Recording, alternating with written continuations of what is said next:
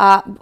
повеќе се фокусираме на тоа што е исто, а што различно во училиштата или образовните системи на државите во кои што имаме можност да бидеме. И да ви кажам, сум дошла до низа различни заклучоци. Тоа што мене ме радува е дека она што е најмногу потребно, а тоа е интелектуалниот потенцијал на децата, и текако го имаме.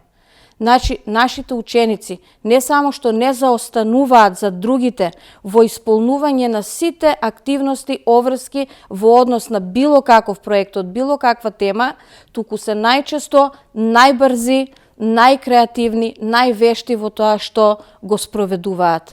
Сега, што пак од друга страна е тоа што нашите ученици ги прави најлоши написа тестирањата,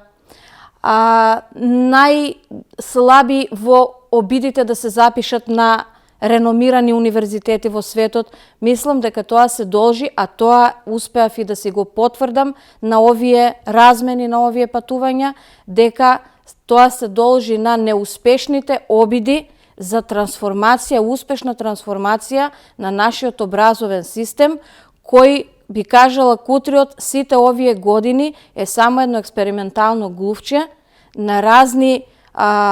модификации, експерименти,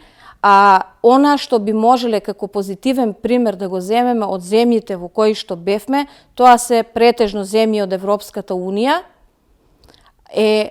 како без многу експериментирање, со почитување и на она што било добро и во минатите системи и превземање на истото, не отфрлање на се што било пред нас, да се дојде до еден успешен, интегриран образовен систем кој во фокусот ќе го има ученикот и во фокусот ќе го има учењето. Ќе цитирам,